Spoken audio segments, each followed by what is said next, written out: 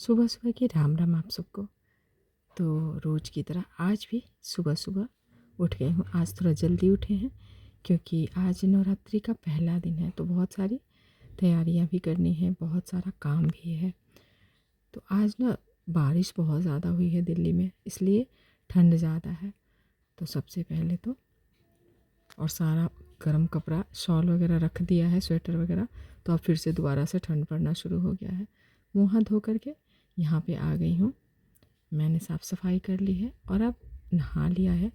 नहा करके आ गई हूँ, तैयार हो गई हूँ और आ गई हूँ मंदिर में।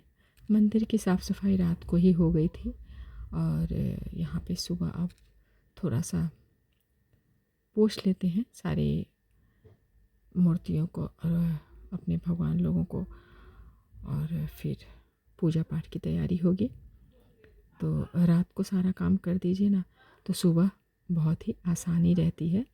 अगर कोई घर में ज़्यादा पूजा पाठ है तो नवरात्रि के लिए आज सब कुछ तैयारियां रात को ही ज़्यादातर कर दी थी, तो सुबह बस पूजा ही करना बाकी रह गया है। तो यहाँ पे दीप वगैरह जला लिया है और जला करके मैं अपना पाठ कर लूँगी और पाठ करके आप चलूँगी आगे की प्लानिंग में। तो प्लानिंग तो वैसे पहले ही हो जाती है सारे काम की, और तब तक यहाँ पे उठ गई हैं तो इनका भी ब्रश वगैरह करवा देते हैं। और ये देखिए अब ना ये खुद से ही करने लग गई हैं बहुत सारा काम। और इनका ब्रेकफास्ट यहाँ पे ओट चीला बनाया है, तो इनको भी देंगे और थोड़ा बहुत और भी लोग खाएंगे, क्योंकि इतना तो खाएंगे नहीं। नहा करके ना ये पाउडर की जगह पे आप देखिए यहाँ पे ना आटा रखा हुआ है, तो आटा ही लगा रही हैं फेस पे। तो इनको लग रहा है कि इससे ज़्यादा गोरे होंगे। बात सही भी है, नेचुरल चीज़ है ना, तो इससे अपने आप को ये ज़्यादा गोरा बना लेंगे।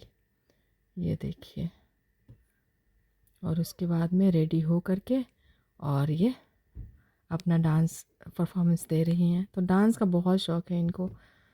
और ये अब यहाँ पे मैं आ गई हूँ शूट पे। तो फास्ट है, तो मैं व्रत के लिए, नवरात्रि के लिए मैं कुछ रेसिपी शूट करूँगी, जिसमें कि मैंने यहाँ पे साबूदाना लिया था और साबूदाने को पीस करके भिगो करके रख दिया था। तो अब नवरात्रि जब तक है तब तक मैं 5-6 सोच रही हूँ कि नवरात्रि के लिए, मतलब फास्ट के लिए व्रत की रेसिपी शूट करूँगी। तो साथ साथ में आप लोगों को भी यहाँ पे शॉर्टकट दिखा देती हूँ। और यहाँ पे 2 चम्मच चीनी लिया है, क्योंकि आज मैं मीठे से शुरुआत कर रही हूँ। और यहाँ पे सिंघाड़े का आटा ले लिया है, केला ले लिया है, और इन सारी चीज़ों को दूध के साथ में पीस लिया है। तो लंबा त्यौहार होता है ना, मतलब लंबा फास्ट होता है, तो फिर समझ में नहीं आता है कि आज क्या खाएं, कल क्या खाएं। और परिवार, मतलब घर में कई लोग फास्ट रख लेते हैं, तो इसलिए और भी ज़्यादा प्रॉब्लम लगता है कि किसी को कुछ पसंद है, किसी को कुछ पसंद है, वो सारी प्रॉब्लम हो जाती है फास्ट में। तो यहाँ पे कुछ ड्राई फ्रूट डाल लिया है, इलायची पाउडर डाल लिया है इसमें। और थोड़ा सा ना, मतलब गाढ़ा ही आपको बनाना है, बहुत ज़्यादा एकदम पतला नहीं बनाना है, थोड़ा सा थिक, बहुत ज़्यादा थिक भी नहीं बनाना है। तो यहाँ पे फिर गर्मा गर्म घी डाल करके, और पूरे की तरह, या फिर मालपुआ बोल सकते हैं आप इसको, पूरा बोल सकते हैं। तो यहाँ पे इस तरह इसे एकदम लो फ्लेम पे इसे सेकना होता है। थोड़ा सा भी अगर तेज़ करेंगे ना, तो ये सिकुड़ जाएगा, बनेगा नहीं। और वैसे भी साबूदाना है, सिंघाड़े का आटा है, तो थोड़ी सी बनाने में दिक्कत होती है, लेकिन बन जाती है बहुत परफेक्ट ये। और वैसे गेहूँ के आटे मैदे से बनाइए तो चीज़ें जल्दी बन जाती है, अच्छी बन जाती है। लेकिन फास्ट वाली रेसिपी होती है ना, उसमें लेस नहीं होता है, मतलब ग्लूटेन फ्री होता है, तो इसलिए थोड़ा सा ना, कोई भी चीज़ आप बनाएंगे तो बनाने में थोड़ी सी परेशानी आती है। लेकिन आप देखिए यहाँ पे बहुत परफेक्ट बन करके ये तैयार हुआ है। और बनाना डालने से, केला डालने से इतना ज़्यादा अच्छा टेस्ट, और फिर हेल्दी भी हो जाता है। तो हम फास्ट में यही सोचते हैं ना कि कुछ ऐसा चीज़ बनाएं जिससे कि मतलब हमें लंबा फास्ट रखना है, तो फिर हम लंबे फास्ट के लिए अपने आप को रेडी रखें, तबीयत ख़राब ना हो, और फिर मतलब सरवाइव कर सकें 9 दिन तक, हम अपने फास्ट को जारी रख सकें। और यहाँ पे देखिए ये अंदर से कितना सॉफ्ट हुआ है, और किनारे किनारी जो है ना वो कुरकुरी सी होती है, तो बहुत ही ज़्यादा मज़ेदार बनती है ये रेसिपी। और अब यहाँ पे चलिए दूसरी रेसिपी भी मैं शूट करूँगी, क्योंकि घर में फास्ट रखा है सबने, तो फिर सब खा भी लेंगे और शूट का काम भी मेरा हो जाएगा। तो इसे भी मैं साबूदाने से ही बनाऊँगी और इसे भी भिगा करके 1 घंटे के लिए मैंने छोड़ दिया था। और यहाँ पे मैंने अदरक ले लिया है, तो ये वाली रेसिपी मैं आज नमकीन बनाने जा रही हूँ। अदरक ले लिया है और हरी मिर्च ले ली है जो थोड़ा सा लाल हो गया था, और अब देखिए ये भीग गया, मतलब फूल गया है अच्छी तरह। और डाल लिया है इसे फिर से मिक्सी जार में, और यहाँ पे पीस लिया है इसे, बिना पानी का ही पीसा है। और अब यहाँ पे उबला हुआ आलू 2 ले लिया है, और 2 आलू को इसमें डाल करके और फिर से बिना पानी का ही पीसना है, पानी नहीं डालना है। और ये देखिए यहाँ पे अच्छा सा इसका पेस्ट तैयार हो गया है। व्रत वाला नमक डाल लिया है, मतलब सेंधा नमक, धनिया पत्ता डाल लिया है और डाल करके इसे मिक्स कर लिया है।